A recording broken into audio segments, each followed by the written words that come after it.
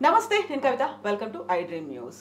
అయోధ్య రామ మందిర నిర్మాణానికి సంబంధించి భవ్య దివ్య నిర్మాణం అయితే జరిగింది, ప్రాణ ప్రతిష్ఠ జరగబోతోంది. అయితే ఆగమ శాస్త్రం ప్రకారం ప్రారంభోత్సవం జరగట్లేదు. ప్రాణ ప్రతిష్ఠ జరిగిన తర్వాత 2-3 అంతస్తుల నిర్మాణం ఎందుకు జరుగుతోంది? ఆగమ శాస్త్రాల్ని అనుసరించట్లేదు కాబట్టి మేము పీఠాధిపతులుగా వెళ్ళట్లేదు అనేటువంటిది మాట వినిపిస్తోంది. దీంతో పాటుగా అసలు రామాయణం అనేది చరిత్ర కాదు, రాముడికి ఎలాంటి చరిత్ర ఉంది, కేవలం పురాణాలను చెప్పినంత మాత్రాన దాన్ని మనం ఒక ప్రాతిపదికగా తీసుకోవాల్సినటువంటి అవసరం ఉందా? ఇవన్నీ మాటలు వినిపిస్తున్నాయి. వీటన్నిటి గురించి మనం మాట్లాడుకుందాం. ప్రస్తుతం మనతో పాటుగా ఉన్నారు రాధా మనోహర్ దాస్ ప్రభుజీ. హరే కృష్ణ ప్రభుజీ. జై శ్రీరామ్. అమ్మ హరే కృష్ణ, జై శ్రీరామ్. ఇది ఫేస్బుక్ల్లో, వాట్సాప్ల్లో, ఇన్స్టాగ్రాముల్లో, లేకపోతే యూట్యూబుల్లో, సోషల్ మీడియాలో ఎక్కువ తిరిగేటువంటి వార్తలు ఇవి. మీరు ఇదంతా గుదిగుచ్చి అడిగారు, చాలా సంతోషం. ఆగమం గురించి ఎవరు మాట్లాడితే బాగుంటుంది అంటారు? కమ్యూనిస్టులు అయితే మాట్లాడకూడదు, ఎందుకని నికృష్టులు, వాళ్ళకి అసలు ఏ మతమో లేదు కాబట్టి. ఇది పాయింట్ 1. అక్కడ కూడా వస్తుంది. పీఠాధిపతులు ఎవరైతే సర్టెన్ పీపుల్ దానికోసం పనిచేశారో, ఎవరైతే దాన్ని మళ్ళీ పునర్నిర్మాణం చేయడానికి త్యాగాలు చేశారో, నిలబడ్డారో, వాళ్ళు అంత తెలియకుండా చేయట్లేదు. నెంబర్ 1. నిజంగా ఎవరైతే మీరు పీఠాధిపతులు అన్నారో వాళ్ళకి జ్ఞానం ఉంటే, ఇఫ్ ఇట్ ఈస్ సో, మీరు వాళ్ళు అని ఉంటే, మీడియా వక్రీకరణ కాకుండా, ఎందుకంటే మనం తెలుసు చిన్నప్పుడు ఏదో అంటే ఏదో బయటకు వస్తుంది కదా, రామ అంటే అన్నట్టు. మనకి మహాభారతంలో చెప్పారు వయం పంచాధికం శతమని. అంటే ఏమిటి? ధర్మరాజు పాండవులు అడవిలో ఉన్నప్పుడు వనవాసంలో ఈ వీళ్ళని ఏమంటారు, కౌరవుల్ని అటాక్ చేశారు. ఎవరు? ఈ యక్షులు, గంధర్వులు. అర్జునుడు, భీముడు చపట్లు కొట్టి కాగల కార్యం గంధర్వులే చేశారు అన్నారు. కానీ ధర్మరాజు ఏమన్నాడు? మరి వాళ్ళకి మనకి జగడం ఉంది, కాదని చెప్పను, కానీ అది అది అది ఎప్పుడు మనం ఉన్నప్పుడు అది వాళ్ళు 100 మంది, మనం 5గురం. కానీ బయట వచ్చినప్పుడు మనం 105గురం. వయం పంచాధికం శతం. ఇది ధర్మరాజు ఇచ్చిన సూత్రం. నిజంగా మీరు వాళ్ళు అన్నది నిజమైతే, ఇఫ్ ఇట్ ఈస్ సో, వాళ్ళు ఎవరితో డిస్కస్ చేయాలి?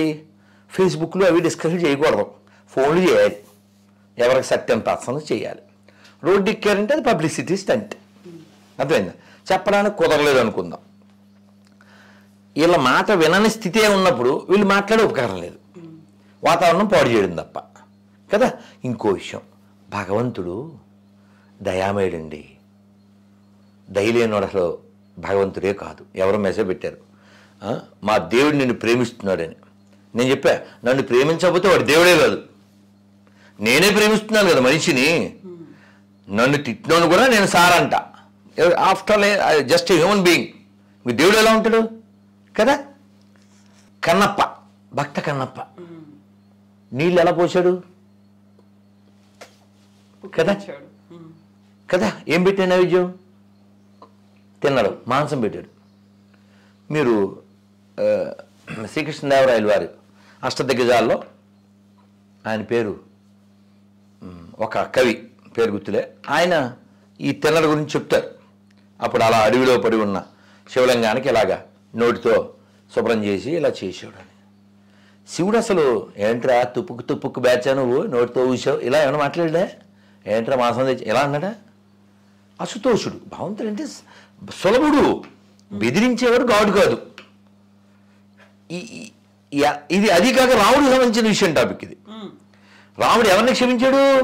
ఎవరైతే తన భార్యను ఎత్తుకెళ్ళారో ఆ రావణాసురుడికి ఏమన్నాడు తెలుసా? ఎవరో అడిగారు, ఏమండి మీరు విభీషణుడికి రాజ్యాభిషేకం చేశారు, ఆ సముద్రంలో నీళ్లు పోసేసేసి, ఏ ఊరది, మన రామేశ్వరం పక్కన ఉంది ధనుష్కోటి, మరి ఇప్పుడు మీరు ఈయన సీఎం అని అనౌన్స్మెంట్ చేశారు, అక్కడ సీఎం ఇంకా చచ్చిపోలేదు. ఒకవేళ ఈ రావణాసురుడు లంక వదిలేసి సీతను వదిలేసి మీ కాళ్ళ దగ్గరికి వచ్చి సరెండర్ అయిపోతే వాట్ యు విల్ డూ అన్నారు. అని నోరు తెరవలే రాముడు. ఏం పర్లేదు, అయోధ్య ఇచ్చేస్తా. అది గట్స్ అంటే గట్స్ ఉన్నది ఇచ్చి కొడతాడు. సరే, మరి రావణాసురుడు చచ్చిపోయాడు. ఎన్ని మనం మెసేజ్ పెట్టినా మెసెంజర్ పంపినా వినలేదు వాడు. ఇతనికి అంత్యక్రియలు చేయమన్నారు విభీషణుడితో. నేను చేయను, వాడు చాలా మంచిది కాదు, ఈ నాట్ కరెక్ట్ అన్నాడు. అప్పుడు రాముడు చెప్పాడు, you are not correct no, ఎందుకంటే మరణాంతరే నవైరం, చచ్చిపోయాక వైరం ఏమిటి, నువ్వు చేయబోతే చెప్పు, నేను చేసేస్తా. ఎందుకంటే you are my brother, you are like my brother, is also like my brother, because you are my brother. ఇది రాముడు శత్రువు పట్ల వ్యవహారం. శత్రువు పట్లే రాముడికి అంత కన్సర్న్ ఉంటే తన కోసమే తప్పిస్తూ తన నామమే జపిస్తూ తన కోసమే జీవిస్తుండే వాళ్ళ పట్ల ఈ అంటాడా? అదేమన్నా ఎడారిగడ్డా? చెప్పండి. ఇంకో పాట, సీతాదేవి అక్కడ లంకలో ఉన్నప్పుడు హనుమంతుడు, అమ్మా వీళ్ళందరూ వేసేస్తా అన్నాడు. ఎందుకు నాయన, ఎందుకేమిటి, నేను ఏడిపిస్తున్నారు కదా అన్న. ఎందుకు ఏడిపిస్తున్నారు? నేను ఇక్కడ ఉండబట్టి. నేను ఇక్కడ ఎందుకున్నాను? రావణాసుడు ఎత్తుకొచ్చాడు కాబట్టి. రావణాసుడు ఎందుకు ఎత్తుకొచ్చాడు? నేను జింక అన్నాను కాబట్టి. బికాజ్ ఆఫ్ జింక సీత వెంటూ లంక. అంటే సీతాదేవి అక్కడికి వస్తేనే సినిమా పూర్తి అవుతుంది, రావణాసురుడు అనే పాత్ర ముగిసిపోవాలి. ఎందుకంటే ఇంకా వెనక్కి వెళ్తే భాగవతంలో శాపం ఇవన్నీ ఉన్నాయి. ఇక్కడ సీతాదేవి మనకి ప్రతీక, మనకంటే జీవాత్మ. శ్రీభాష అప్పలాచార్యులు వారి పేరు విని ఉంటారు, మహానుభావులు చాలా స్పష్టంగా చెప్పారు రామాయణం. రాముడు పరమాత్మ, సీత జీవాత్మ, హనుమంతుడు గురువుగారు. గురువుగారు ఏం చేశారు? ఆత్మను తీసుకొచ్చి పరమాత్మతో కలిపారు. ఈ సీతాదేవితో హనుమంతుడు అమ్మ వెళ్ళి వేసేస్తా అన్నాడు. ఎందుకు వేసేస్తావు అంటే, నేను ఏడిపిస్తున్నారు కదా. నన్ను ఎందుకు ఏడిపిస్తున్నారు? నేను ఇక్కడ ఉండబట్టి. నేను ఇక్కడ ఎందుకున్నాను? జింకాన అడిగాను. ఆ జింక కోసం వాళ్ళు వెళ్ళేసరికి వీడు ఎత్తుకొచ్చాడు. మరి నేను జనకుడు కూతురుని కదా. జనకుడు అంటే ఎవరండి? జ్ఞానంలో తోపు, సుఖదేవుడికే జ్ఞానం ఇచ్చిన. మరి అలాంటి ఆయన కూతురుని కదా. బంగారు జింక ఉంటుందా? ఆలోచించవచ్చు కదా. నేను ఆలోచించలేదే. అంటే సీతాదేవి మహాశక్తి, ఆవిడ అమ్మవారు. కానీ ఇక్కడ పాత్ర ఏంటి? ఆవిడ ఒక జీవాత్మక ప్రతీక. రాముడు దేవుడే, కానీ అక్కడ sir I'm son of Dasharatha, మా ఇంటి ఆవిడ సీత, మా తమ్ముడు లక్ష్మణుడు ఇలాగే మాట్లాడాడు. మా ఊరు అయ్యొచ్చు, మీ దేవుడని వాళ్ళు చెప్పినా ఒప్పుకోలేదు ఈయన. ఎందుకంటే ఈ కేమ్ యాజ్ హ్యూమన్, ఆయన అలా ఉంటేనే వాడిని చంపగలడు. అది దాని విధానం అంతే. మరి కృష్ణుడు ఎలాగదే? పుట్టడమే, రావడమే, శంకుచక్ర గదా పద్మాలతో కనబడిపోయి ఎస్ ఆయన ద సుప్రీం అని వాళ్ళ అమ్మ నాన్న చెప్పేశాడు. అది చివరి వరకు అలా ప్రూవ్ చేస్తూనే ఉన్నాడు. సరే, ఈ సీతాదేవి ఏముందో తెలుసా నాయన?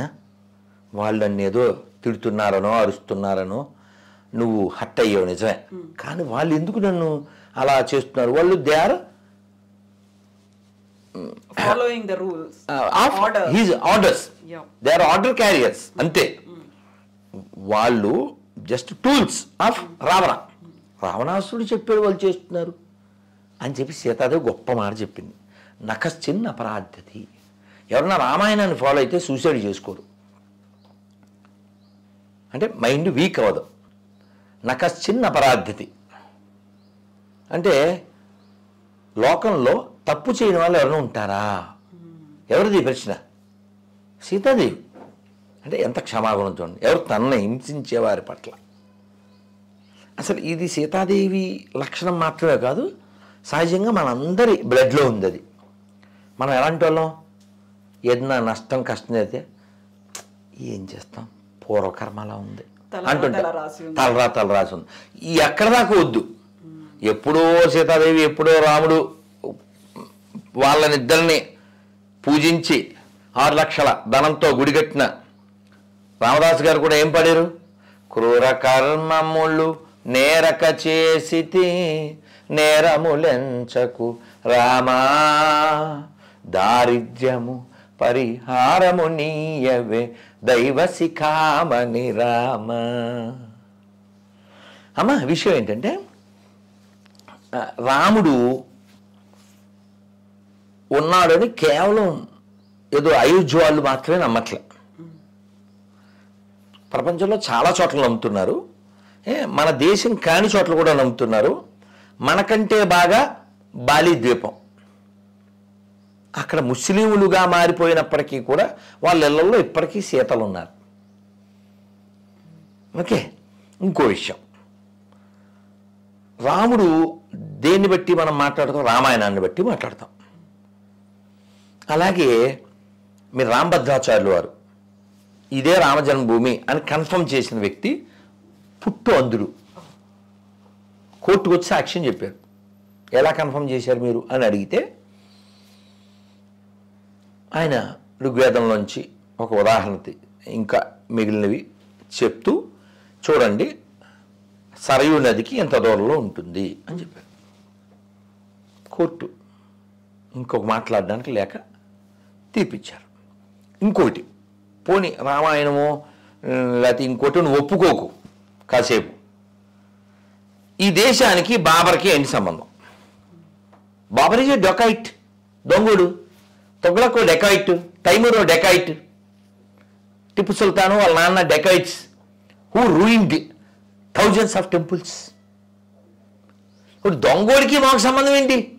వాడి మతం ఏదైనా సరే, మందు మీ తమ్ముడు కొడితే ఏంటి, మా అన్నయ్య కొడితే ఏంటి, ఇద్దరు దొంగలే కదా. అది అయితే ఇక్కడ ఆగమాల్ని అనుసరించట్లేదు. ఇప్పుడు ఫస్ట్ 3 అంతస్తులో మీది ఇందాక అంటే మీరు చాలా లాంగ్ క్వశ్చన్, కొన్ని వచ్చినాయి. ఏది 3 అంతస్తుల ప్రాబ్లం ఏంటి? ఇప్పుడు 3 అంతస్తుల్లో భవ్య దివ్య రామ మందిర నిర్మాణం అని అన్నారు. ఇప్పుడు కేవలం గ్రౌండ్ ఫ్లోర్ మాత్రమే అయింది. 22వ తారీఖున అందులో బాలరాముడి ప్రాణ ప్రతిష్ఠ జరుగుతుంది. మిగతా ఫస్ట్ సెకండ్ ఫ్లోర్స్ అనేవి నిర్మాణం ఇప్పటికి జరగలేదు. అందులో ప్రాణ ప్రతిష్ఠ జరిగిన తర్వాత పైకి అలా హెవీ మెషినరీ వెళ్ళి లేకుంటే కాళ్ళతో తొక్కుతూ ఫస్ట్ సెకండ్ అంతస్తు, ఆ తర్వాత గోపురం, ఇవన్నీ నిర్మించడం అనేది. కలశం పెట్టేశారు నిన్న మొన్న, కలశం అయిపోయింది. సో హెవీ మెషినరీ వెళ్తుంది, కాళ్ళతో తొక్కుతారు, లేకుంటే ఇంత వర్క్ అనేది జరుగుతుంది. లోపల మనం అంత ప్రాణ ప్రతిష్ఠ చేసిన తర్వాత ఇవన్నీ చేయాల్సిన అవసరం ఏముంది? ఇంకా ఆగొచ్చు కదా. ఇన్ని వందల సంవత్సరాలుగా ఆగిన తర్వాత కోర్టు కేసు కూడా వచ్చి అది జడ్జిమెంట్ వచ్చిన తర్వాత హడావిడిగా జరపాల్సిన అవసరం. హడావిడి ఏం లేదు. కాలం నిర్ణయించుకుంది, ఇన్ని వందల సంవత్సరాలు ఆగింది, ఇప్పుడు ఎందుకు జరుగుతుంది? చూడండి, ఏదైనా మనకి సంస్కృతంలో మాట ఉంది, తేన వినా తృణాగ్రమపి నా చలతి. ఇప్పుడు మీకు టైం ఎంతకి ఇచ్చాను? 11 to 12 అన్నా, కానీ మనం ఆల్మోస్ట్ 1 అయిపోయింది. ఇప్పుడు మీరు అనుకున్నట్టు నేను అన్నట్టు అవలేదే, అవునా? అవునా? సో తేన వినా తృణాగ్రమపి నా చలతి అంటే అర్థం ఏంటంటే ఆయన ఆజ్ఞ లేకుండా గడ్డి పోచ కొస కూడా కదలదు, లేకుంటే చీమైనా కుట్టదు. కాబట్టి రాముడికి బిల్డింగ్ లేకపోతే ఇంత బిల్డింగు ఇంత విషయం జరుగుద్దా? నిన్న 14 లక్షల దీపాలతో రాములు వారిని చిత్రించారు, దీపాలతో, రంగురంగుల దీపాలతో. సో కొన్ని లక్షల మందికి ఉపాధి లభిస్తుంది, కొన్ని లక్షల కోట్ల వ్యాపారం జరుగుతుంది, లోకానికి శాంతి జరుగుతుంది కదా. ఇంకో విషయం, ఇప్పుడు ఎవరైనా అంటే ఇంకా మన ఎలిఫెంట్ వాక్స్ డాగ్స్ బాక్స్ అది ఎప్పుడు ఉంటుంది. ఇప్పుడు రామ మందిరం ఎవరి వలన అయ్యింది అని ప్రశ్న వచ్చింది అనుకోండి, ఎవరెవరు త్యాగాలు చేశారో వాళ్ళ వలన అయ్యింది కదా. ఇప్పుడు ఎవరు కామెంట్ చేస్తున్నారో వాళ్ళ వలన అయితే అవ్వలేదు. There are comedy spoons. ఇప్పుడు ఎవడైతే కామెంట్లు గట్టి మీద కూర్చొని చేస్తున్నారో వాళ్ళ వాళ్ళ వాళ్ళ పార్టిసిపేషన్ అయితే లేదు కదా. నేను వెళ్ళాను అయోధ్యకి 92లో కరసేవకి, మళ్ళీ మళ్ళీ మళ్ళీ మళ్ళీ వెళ్ళా, మళ్ళీ మళ్ళీ వెళ్తా. ఇంకో విషయం, ఈ బల్ల ఎక్కడ పెట్టినా మా ఇష్టం, మీ ఇష్టం ఏం లేదు, ఇది మా ఇల్లు కదా.